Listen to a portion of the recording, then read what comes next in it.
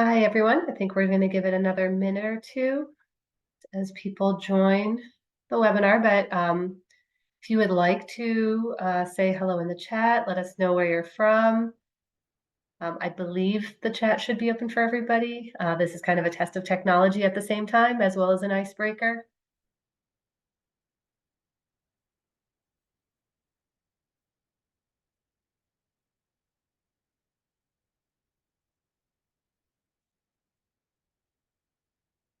Yay.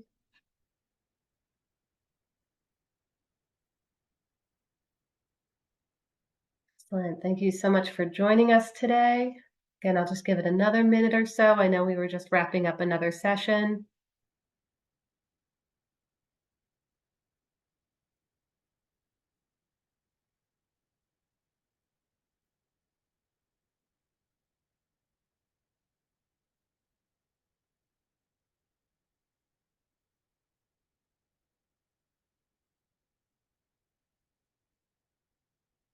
Hello from the Bard Early College Network. Seeing a bunch of folks here from North Carolina, some from Massachusetts, Maryland, where I'm located.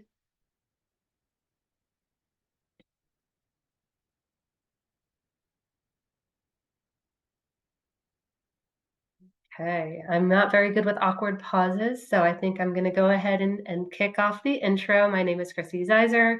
I'm a principal researcher at American Institutes for Research, and I'm here to kick off this presentation on the Increasing College Access Network, integrating social emotional learning into online dual enrollment courses to support students.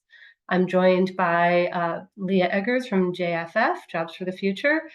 She's going to first tell us a bit about the Increasing College Access Network, and then she's going to hand it off to Ashley Fellows from the Learning Accelerator, who's going to demonstrate to us some of the strategies that we are implementing in Minnesota for the College Access Network. And then my colleagues, Corinne Pitluck and Uttara Balakrishnan, are going to present on the implementation and very, very preliminary impact findings for this study. So with that, I did want to let you know that if you have any clarification questions, please add them to the chat. We'll try to address those quickly so that we can make sure that there's no confusion as we proceed through the presentation, but we also have reserved about 10 minutes toward the end of the presentation for questions and a further conversation. So yes, please feel free to utilize the chat for any questions you have. And with that, I will hand it off to Leah.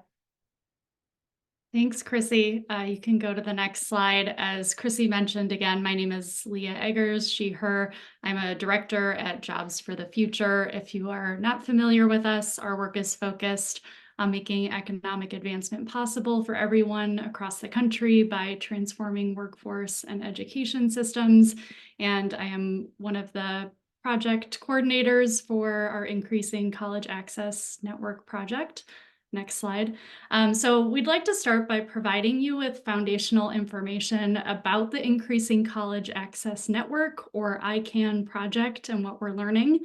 So we partner with community colleges in Minnesota to implement a dual enrollment course model, an ICANN course. ICANN courses are online dual enrollment math and English courses that incorporate social emotional learning components directly into the course curriculum. We decided to pilot in Minnesota due to the long history of dual enrollment in the state and relationships in the ecosystem. This work is funded by the U.S. Department of Education's Education Innovation and Research Program, or EIR grant. With this project, we launched ICANN courses in September of 2023, so we're just entering our second semester of implementation. And between 2023 and 2026, we aim to enroll over 800 11th and 12th grade students, with a particular focus on enrolling students of color and students experiencing poverty. And our aim by braiding these strategies is that we address the deep inequities to access to and engagement and success in high quality dual enrollment, and the lack of SEL supports that amplify authentic learning. Next slide. Our goals for the project focus on designing and implementing the courses themselves to support student achievement. Another focus for us is on building the capacity of educators to incorporate SEL strategies into their courses, and ultimately to codify and disseminate our learning best practices and tools to support replication in other contexts and states. And as you'll hear shortly, AIR is conducting a rigorous independent evaluation of ICANN that provides us with formative feedback to guide our program development and implementation. It will also measure the extent to which ICANN is being implemented as intended, and will also estimate the impact of ICANN on students' college and career readiness and SEL skills. Next. So the ICANN course itself incorporates SEL into course instruction to improve the following skills: relationship building, growth mindset, problem solving, and self-management. You'll hear from my partner Ashley shortly about what that looks like in more detail. And we have approaches for integrating SEL both into synchronous and asynchronous course formats. And the types of courses that our college partners are integrating these SEL strategies into include courses like Composition 1, Technical Writing, and College Algebra. Next slide. And as we talk about embedding social emotional learning skills into courses, you will hear 3 different terms that we use to describe our work. So competencies are a set of attitudes, skills, and knowledge. And in this project, we leverage the CASEL 5 framework.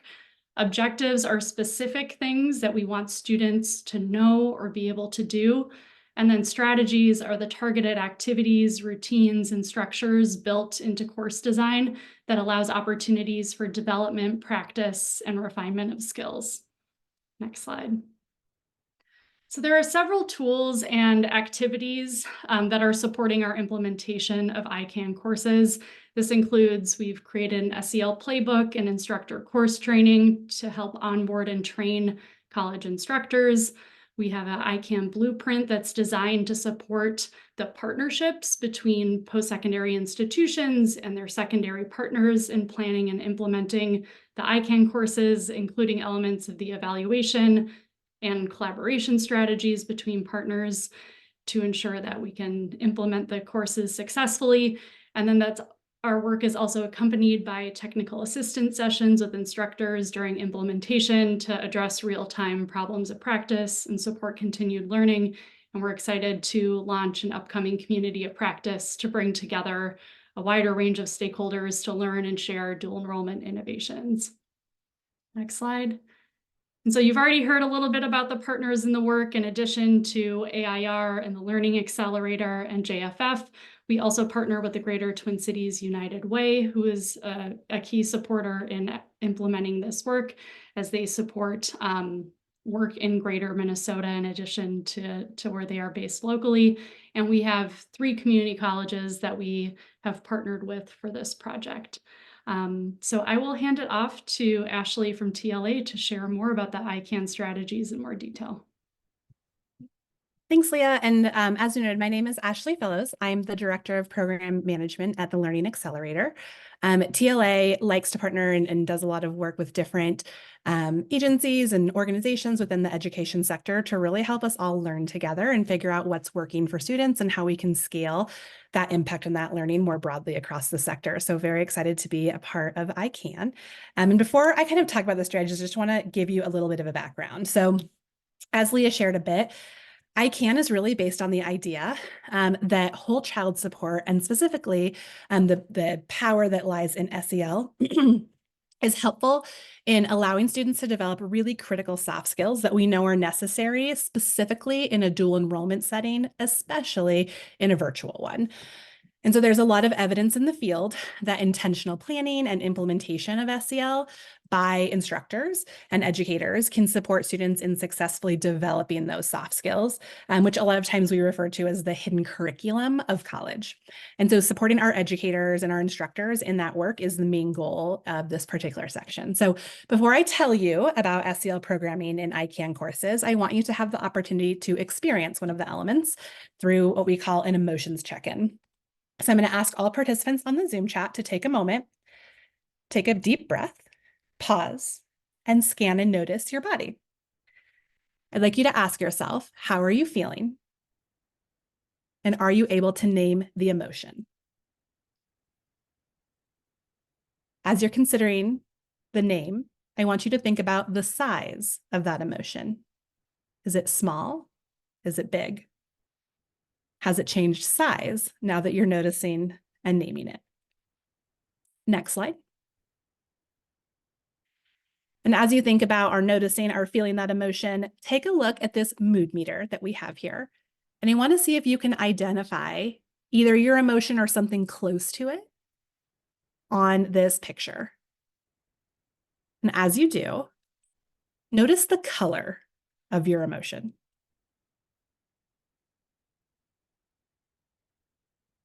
I apologize, I was off video. So as you're noticing, if you are feeling comfortable, please take just a moment and share your emotion and the color or the one closest to it in the chat with the rest of the participants. Thanks for kicking us off, Lauren.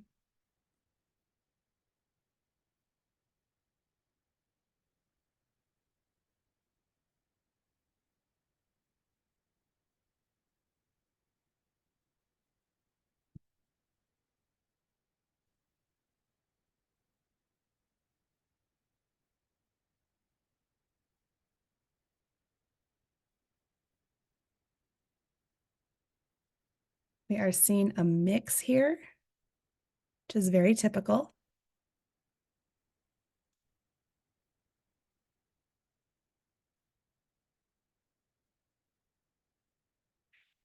Now, as you're, sharing in the chat, I want you to consider not just what you're feeling, but also what may have caused the current emotion.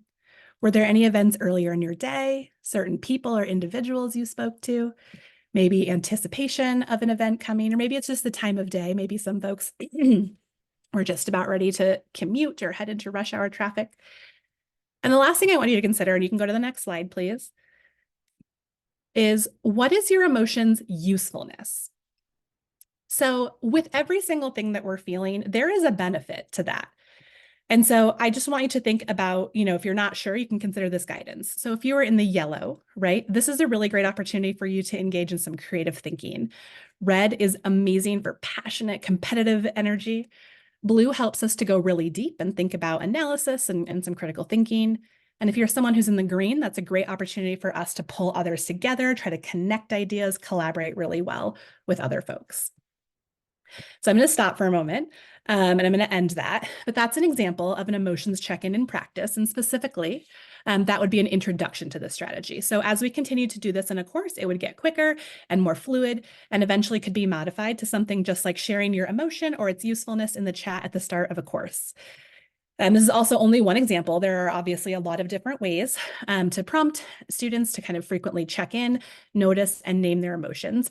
But I want to discuss for a moment the benefits of doing something like this in your class. Next slide, please. As a facilitator, and I'm reading the room, I can better understand the energy of all of you, and this can enable me to adapt things like my pace or my approach or even my activities. If we have a lot of folks in the room who are feeling really anxious or lonely, that may be an indicator to me that I need to slow down my pace and allow opportunities for us to go a lot more deeper with the content. And for you all as a participant, knowing where you're at and noticing could help you to understand and advocate for your needs in the session. So if you're in the blue, this could be a really great time for you to use your energy in ways that allow you to focus and analyze the ideas and the content that we're presenting. If you're someone who's in the yellow, this is a great time for you to think generatively and add new ideas to the topics that we're exploring, such as potential use cases or extensions. And for both of us, doing this over time throughout a course would allow us to recognize patterns in how we feel, why we feel that way, and what we can do to best manage and leverage those emotions. And so this is really the goal of embedding SEL in the ICANN work, which is not only to incorporate the strategies in programming, but to also empower students to build and use these skills in service of both accessing dual enrollment as well as finding success in the college setting. So next slide. So as we've shared, ICANN courses seek to integrate SEL programming into the virtual dual enrollment or virtual and hybrid dual enrollment courses. So as Leah shared, there are 4 ICANN objectives or skills that instructors are working towards with their students, and they are implementing 6 ICANN strategies to get there. Each of those strategies are aligned with and support the development of those objectives. And so the idea is to give students lots of different like repetitions or at-bats with the different pieces, and a lot of variety of ways, taking a holistic approach to embedding SEL into the course activities. If you click. We also know, though, that with the different instructors that we work with, there are a ton of different contextual considerations. And so this can't be a one-size-fits-all approach to SEL programming for students. So we know that there is a mix of synchronous and asynchronous. We know that some courses meet different, times of the week, different pacing. Some folks have, smaller or larger numbers of high school partners. And so it's not just enough to give folks the strategies themselves, but we want to be really thoughtful and intentional in thinking about how these can flexibly apply to different settings. Next slide. So this is just meant to give you a deeper look at one of the strategies itself. So each of our 6 strategies, we have gone through and identified with for instructors a targeted cadence, a description, the aligned ICANN objectives, and we've outlined the benefits for both instructors and students. So this is intended to help to set the vision while offering authentic rationale, which we found is really critical for building both instructor and student buy-in. So instructors receive this kind of guidance along with some more in-depth reviews and resources in what we're calling the SEL playbook, which we developed specifically for ICANN instructors. Next slide. And so in order to prepare instructors to implement and plan these into their courses, we've utilized a mix of synchronous and asynchronous learning experiences, starting with a set of modules that were centered on building background, purpose, vision for the SEL strategies and ICANN, followed by some synchronous technical assistance meetings where we supported instructors in planning, launching, and even throughout the semesters adapting the strategies into math and English courses. Not captured here are a couple of extra strategies. We did hold office hours and sent some ongoing monthly newsletters that would either troubleshoot some issues or spotlight some best practices that we saw. And so we believe that one element of instructor training is providing them with some really good resources and guidance, but also making sure that, especially given those contextual considerations, they have the chance to connect with other instructors and training leads to make sure that the strategies work really well in their own and unique contexts. And that's it.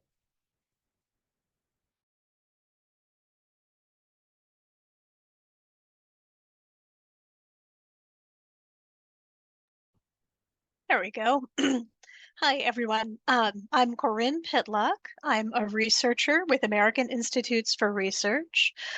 I'm excited to have a chance to share with you some information about the study for the ICANN project. I'm feeling energized in the yellow zone and nervous in the red zone at this opportunity to talk with you all. So I'm looking forward to leveraging those feelings and hoping to share some information with you about our work.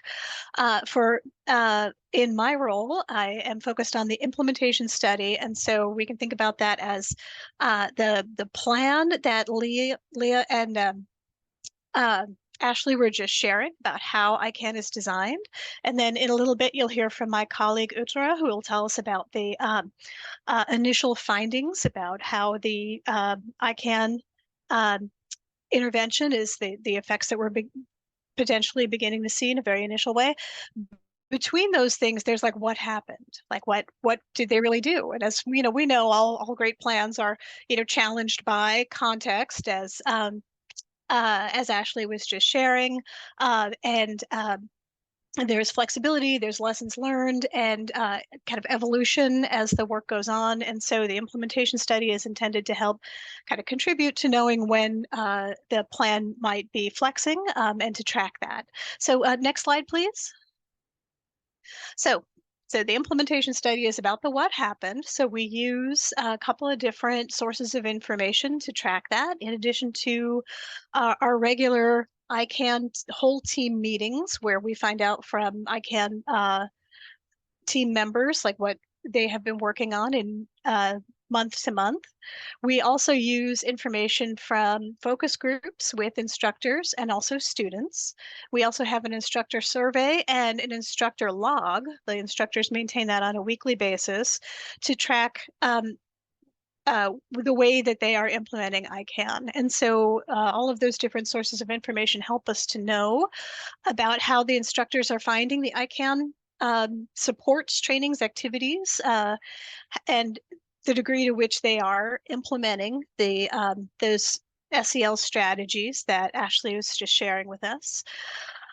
We also find out from students the degree to which they find the strategies to be helpful. And we also try to learn about those local conditions that kind of drive some change and some kind of tweaks and edits to the model or the specific approach to implementation that the team is using. All of that information is kind of in the service of providing feedback and refinement for continuous improvement so that the ICANN team members know, what needs to be flexed or changed or areas for growth. And also it helps us to inform and kind of understand what those impact study results end up being. So next slide, please. I'm showing you the logic model for the ICANN project. This is the plan that the ICANN partners developed, where they identified the inputs that they bring to the project, the activities that they will do, and then the kind of the best guess about how those activities will produce outputs and outcomes, as Leah was laid out at the beginning, what the goals of the ICANN project are. So you see the kind of yellow box around those activities. That's where the implementation study focuses. And there are kind of three big buckets of activities that you've just heard a little bit about, but those buckets are tool development, ICANN training, and also implementation supports. And so just in the next couple of slides, I'll give you a quick, sorry that it's hard to see. If there's any ability to kind of increase. I know this is the slide with the smallest text in what I've got for you. So thank you, Chrissy. That's a big help. So on the next few slides, I will go activity set by activity set and just give you a glimpse about how in this very first semester of implementation, how the implementation study is coming together. So on the next slide, we can look at the results for the tool delivery. And there we go, fantastic. Hopefully this is a little bit more, a little easier to see. Tool delivery was planned in kind of two big buckets. There's the ICANN blueprint and SEL playbook that we talked about. And just as a brief overview, we considered the goals for those two tools to be met in the first semester, as the instructors found those to be useful in a way that kind of met the threshold that we set for the fidelity of implementation study. There is a plan for developing a communications plan that has become an annual measure. So we have not measured that in the fall, in the first semester of implementation. And the intention of the communications plan is, as Leah was describing earlier, the goal to reach a broader diversity of students and to increase success rates for a broader diversity of students through the support of the SEL practices will be facilitated, and that reach will be increased with better communications with school counselors. So that's what the plan is, the intention behind that piece.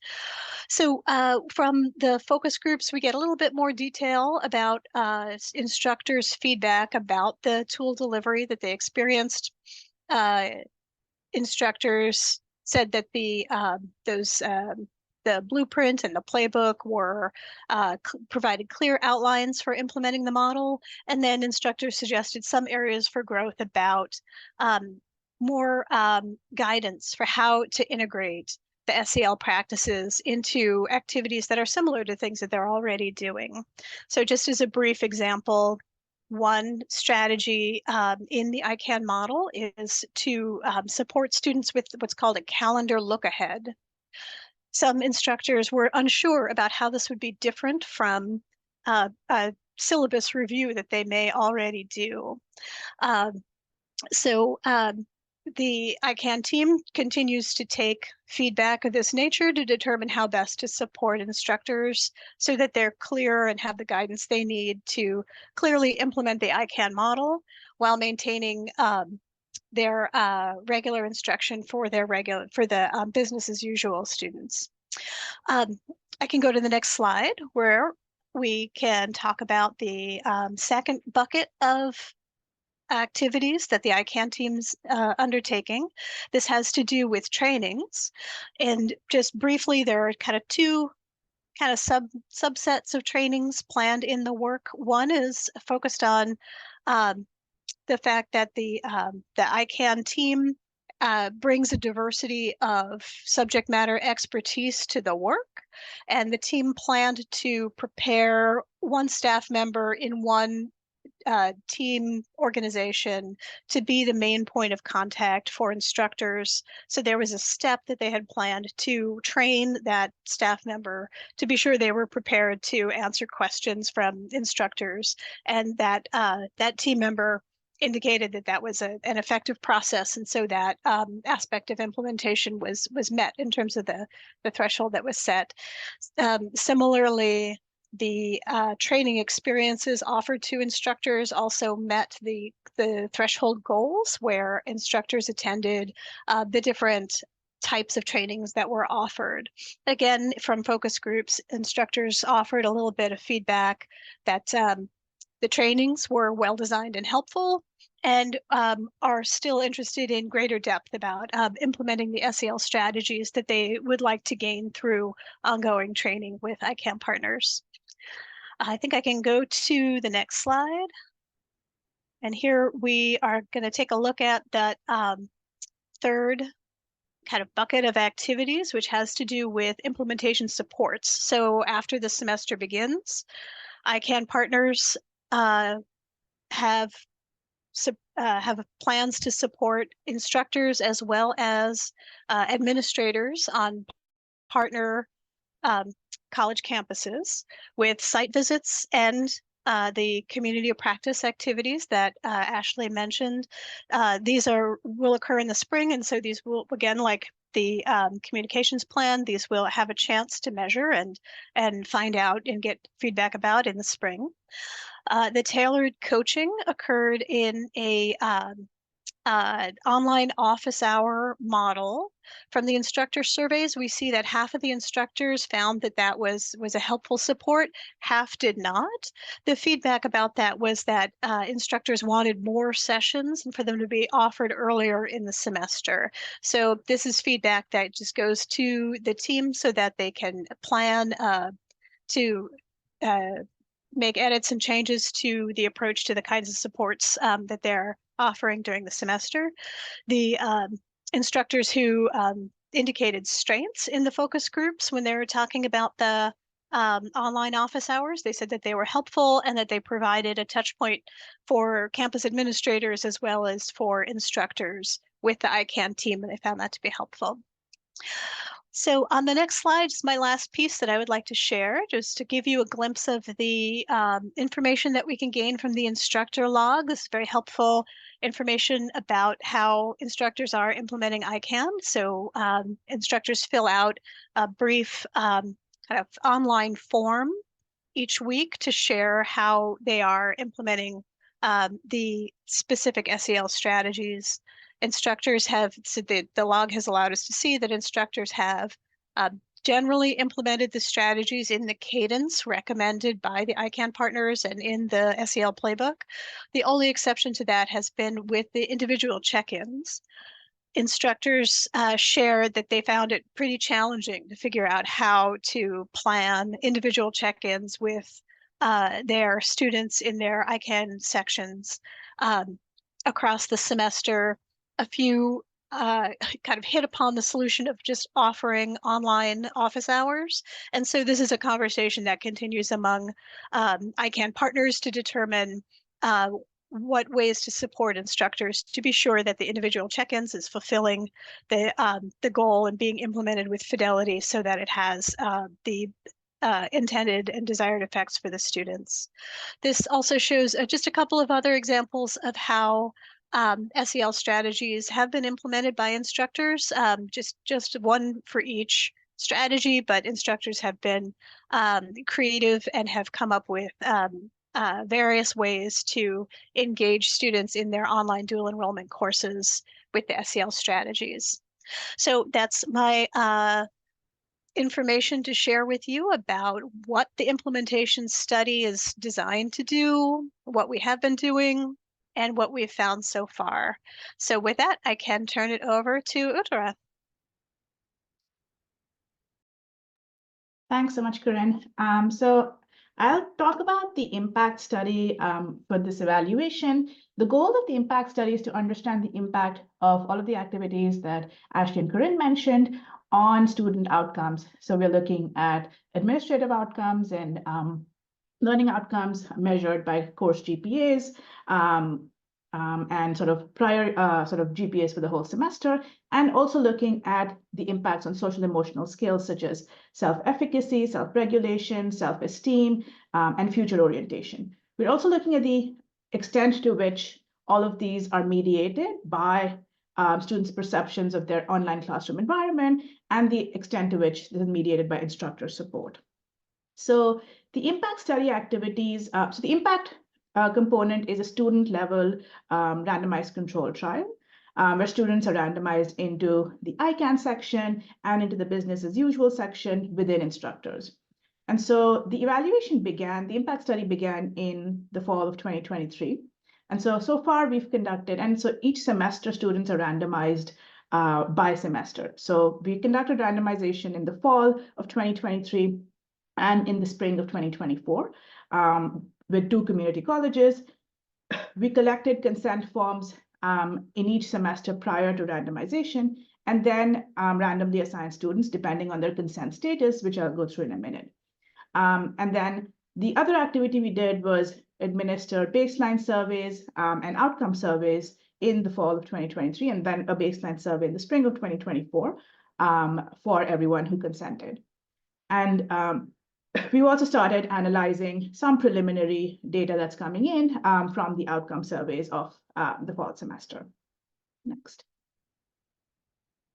So for the first community, so we're working with 2 community colleges. So for the first community college, we have 4 instructors, out of which there were 3 English instructors and 1 math instructor.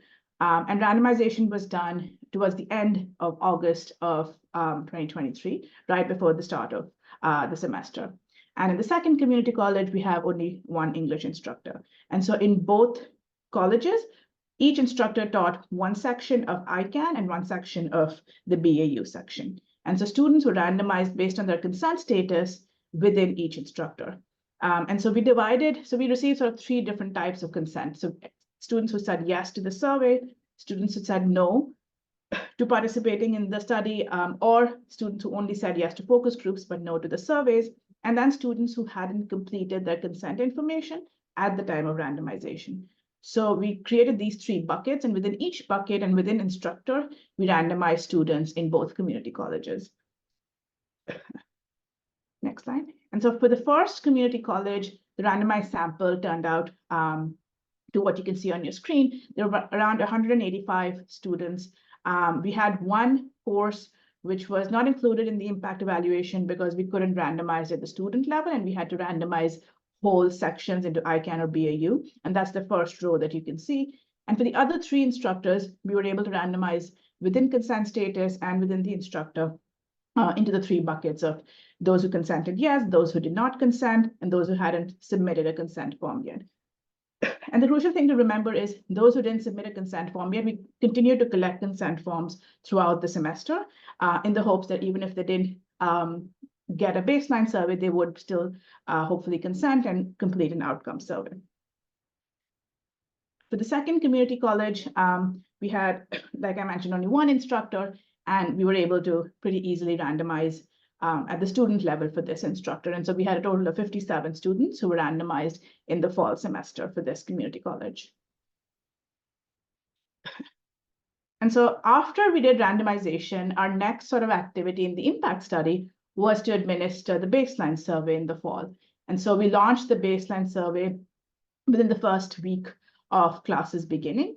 I think it was open 3 weeks post-launch and not beyond that, because beyond that, we thought the responses might get impacted by the SEL strategies that they were receiving. And individualized links were sent to each student. Out of the total number of consented students, we had around a 50% response rate in the second community college and a little more than a third in the first community college. And so we analyzed this baseline data just to get a sense of how similar the ICANN and BAU groups are, just to ensure sort of that the randomization worked well. And so overall, our sample appeared balanced on most of the background characteristics. Interestingly, our sample included mostly students who spoke English, whose main language was English, mostly white students, and interestingly, mostly female students. And for most of the SEL strategies, students were on sort of at the midpoint of the scales that we had. And we also wanted to see if the measures that we were using for our main outcome variables, including self-efficacy, self-regulation, self-esteem, and future orientation, if they were reliable based on the baseline sort of data that we were getting. And for all 4 outcome variables, the measures, the Cronbach's alpha exceeded 0.7, which sort of met the What Works Clearinghouse standards.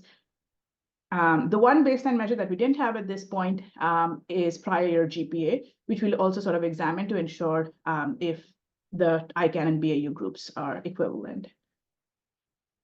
Next slide. So the next activity we did as part of the impact study was the outcome survey. And the outcome survey was administered to both community colleges around a week or 10 days before the end of semester to try to ensure a higher response rate, because once semester ends, it's harder to reach students. And these were online surveys. And so similar to the baseline survey, individualized links were sent. The outcome survey actually remains open through February of 2024, just to ensure more response rates. The overall response rate as of last week was a little more than 50% for both community colleges. We did sort of pivot our strategy for increasing response rates in the beginning of this year to send flyers to colleges and to students to try to get a higher response rate, because we were seeing lower response rate at the end of last year. And so we sort of pivoted our strategy for increasing response rates. And in terms of the preliminary findings, based on the outcome survey data, we've sort of noted the main outcomes that we looked at and the means for ICANN and BAU. And the effect sizes. Now, the big caveat of this table is that the sample sizes are really low and based on data up till, I think, mid-January of this year. But we do find, we don't have any sort of significant, we have one sort of significant finding. We see that future orientation actually is lower in the ICANN section than the BAU section. And as we get more data for the outcome survey, both from the fall semester and as we sort of keep getting data for each subsequent semester, because we're going to be analyzing across 4 semesters, it'll be interesting to see if this pattern holds, if future orientation is actually lowered because of the interventions. And sort of we'll sort of keep, like I said, we'll keep examining the data as we get more and more surveys for each semester. Next. And so through the impact study, we've learned a couple of lessons, both for the randomization component and for the surveys. So for the randomization component, for one college, we conducted randomization after the start of classes. And I think one of the lessons learned was to ensure, to sort of avoid confusion, to ensure that randomization is conducted before the start of any classes. It's sort of less burden on community colleges in terms of administrative burden. And so that was one learning. There's also another learning that to work sort of consistently with colleges to ensure that more and more consent forms are submitted prior to randomization, because that helps us send out more baseline surveys to those who consented. And so to try to get those consent form numbers up.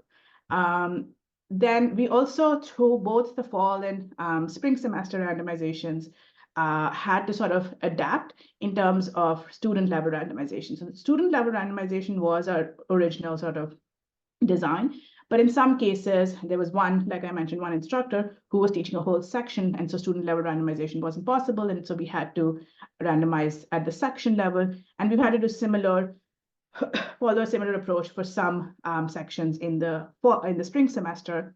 And so the it's important to be flexible and adapt to the situation depending on what courses and what's the context in terms of the subject being offered.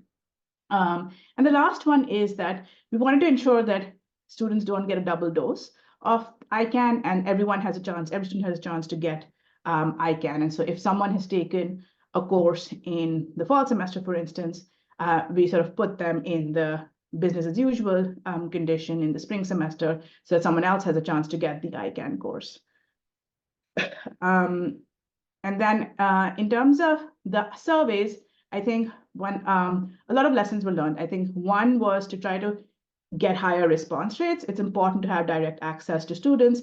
And so for one community college, we do have student names. And so we are able to sort of directly access them, and sort of sending the flyers has increased the response rates.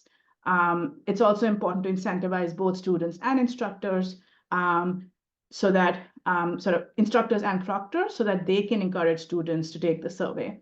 And sort of combined with this is launching, especially the outcome survey a few weeks before the end of semester to ensure higher response rates. And then lastly, I think the last two is to sort of teach students early on in the semester to access college emails, because I think a lot of the lower response rate issues happen because of low rates of access to college emails. And then to monitor response rate by instructor on an ongoing basis to make sure that if there's any one particular instructor where response rates are lower, we can sort of identify that quickly. I think with that, I'll pass it on to Leah to sort of conclude. Thank you. So thank you, everyone. Please put questions in the chat as you go, but I have some questions for our panelists here today. Based on everything that they just shared, I think whether you are here listening in as an educator, as a researcher, as an administrator, whether that's within K-12 or post-secondary education, we'd love to hear all your questions, whether it's more about practical implementation or if you're interested in digging more into the research. But as you can hear, we are still very early in this project, and we're continuing to learn and really focused on continuous improvement in this work. And so I'm putting this back to our group of panelists, and you've stated a few of these things as you went through each of your presentations, but how are you adjusting based on the implementation so far and observed needs? How are you already innovating based on those observed needs or lessons? So maybe I'll start with you, Ashley. Yeah, so I think we noted this, or this came out in, I believe, Corinne's data, which is that folks needed some more touch points with us earlier on in the semester to be able to just make sure that they were implementing in ways that felt like they were aligned to the purpose. And so I think that was one way we've pivoted in semester 2, is making sure we have a lot more opportunities and touch point for folks. The other, I believe this is also noted, but just to call it out, was thinking about how can we embed these strategies within systems or structures that folks already have? So I know that Corinne noted the calendar look ahead, but also folks were saying, hey, team building is a strategy. I already utilize group work in my classroom or my course. Is there a way for us to align those? And so I think that it has not only met the needs of the instructors, but shown us just really authentic ways that we can embed SEL into the everyday practices that instructors and courses already have, which I think helps with folks' ability to implement it and down the road, ability to scale. Thanks, Ashley. Uttara?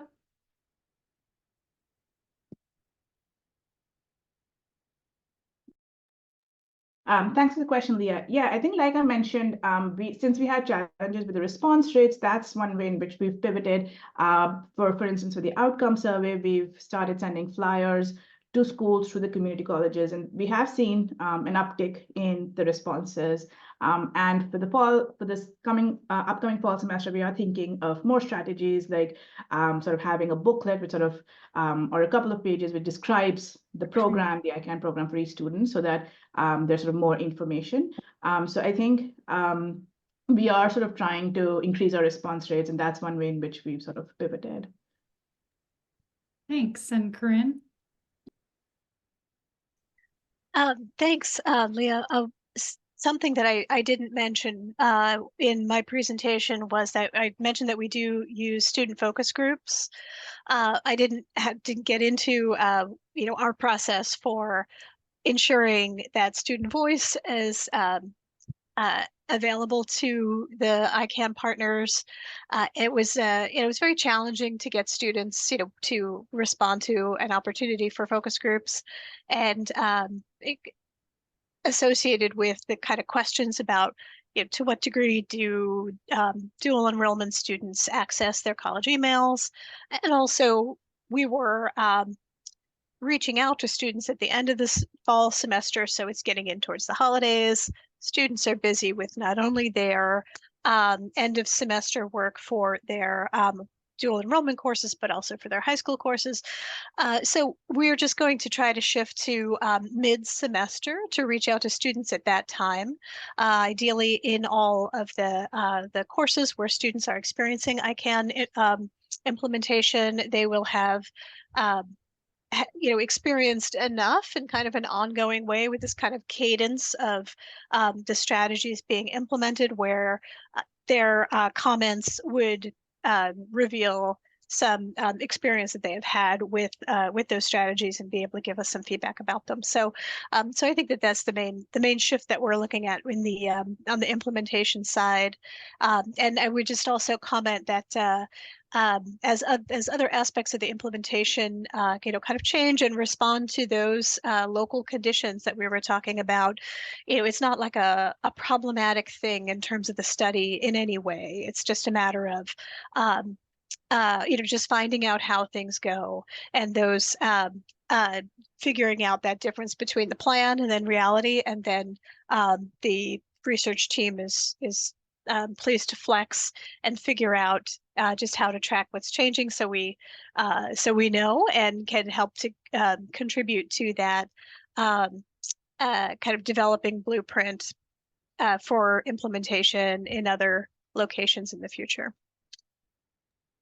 Thank you. And I think as everyone can hear, we really appreciate having AIR as a partner in terms of being really adaptable and flexible and creative in changes to the model as we've been implementing and changes to conditions. And so they've been a really great partner in this work. Each of you already started getting at this a little bit, but we still have 2.5 years ahead of us in this project. So what are you hoping for in the future? If we're, presenting here a couple of years from now, what are things you're hoping to have seen or things that we've achieved together?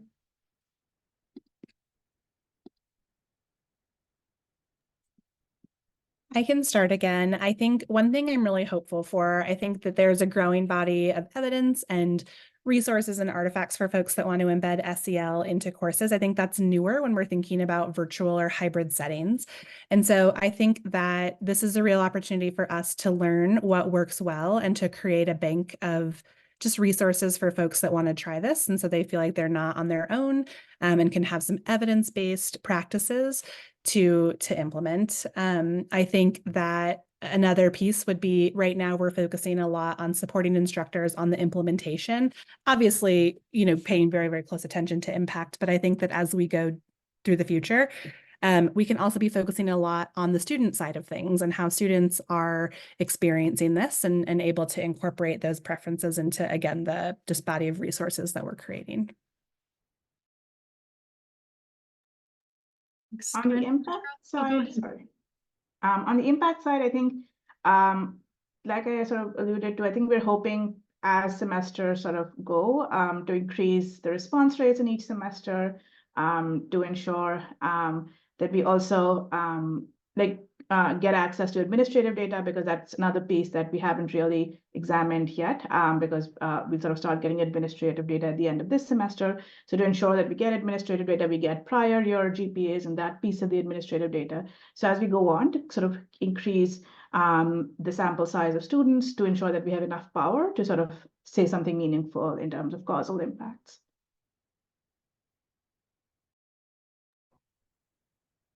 And I would say that I'm excited just to continue to learn about the instructor and student experience in the ICANN courses to guide future implementation. Great, thank you. And I have one more question for the group, but for everyone who's attending, please put any other questions that you have for the group in the chat in our last 10 minutes together. So there are folks here who may be eager to think about how to apply this model in their context or start thinking about integrating some of this work before we're fully done with implementation of this model. So how do you see how ICANN could layer into existing dual enrollment structures or systems? So Ashley, if you have any thoughts on that. Yeah, I think what's really exciting about ICANN is that it is not a curriculum. And I think that it is a set of strategies that we're saying, hey, let's give it a shot. And I think the power behind this is just with a couple of places. I think number one, explicit instruction. I think that's an opportunity for any dual enrollment instructor that wants to incorporate SEL, the explicit nature of just being direct with students about what we're doing and why we're doing it. The other is consistency. So this isn't, building these skills is not a one and done. It's something that takes time for students and youth to kind of get comfortable, to practice, to develop and gain fluency with. And then the other is just authentically valuing it. And so I think that you likely already have a lot of these structures set up. You likely already see the value of when students are coming to you or throughout your course are building those skills and learning that kind of hidden curriculum. And so I think really valuing that, not as much, but on par with some of the academic and hard skills too, but just knowing that that's an opportunity there. And I think that this can start small. This can embed into the work and the structures you already have in your courses. It is not an all or nothing approach. And so I think there's just a tremendous amount of opportunity to embed these strategies into existing structures. Great, Corinne or Uttara? I think my one response, which might not, Leah, answer your question, is what we were sort of discussing today, that these are, at least what we're studying in the impact studies, very short-term impacts of the SEL strategies, and to sort of think how we can integrate strategies to have more medium-term and longer-term impacts, and to sort of how to integrate that into existing dual enrollment structures. And I'll just comment that I think that from our kind of ringside seat in watching the implementation efforts and recognizing that there can be quite a variety of dual enrollment structures, and it appears that there are opportunities to be flexible with this model, to apply, whether it's an asynchronous instructional model or with class meetings. And that's an area where we're hearing some feedback from instructors who have said, I think that this would work better in a synchronous group, or I think I can figure out how to use this in an asynchronous context. So that opportunity to ensure that these strategies can meet these different structures where they are, I think is a great opportunity. Thanks, Corinne. And one other thing I will point out that I don't think we touched on throughout our conversation, but how it could apply is also the community colleges that we partner with. Because the courses are offered online, we have also had full groups of students attending from one high school in a course section, but also for the most part, the sections are serving students from high schools across the state. So there may also be more that we are learning and thinking about how this might support, say, student engagement when they're the only student in their school tuning in and plugging into this course. So more to come as we also kind of look at other considerations for implementation and impact. So I'm not seeing any questions in the chat. We'll give it 30 seconds to see if anyone else has anything to add here. Thank you. I'm seeing, I don't think everyone can see it, but see a comment from Lauren here. Thank you. So we'll give a few more seconds. Otherwise, I'll hand it over to Chrissy to close this out today.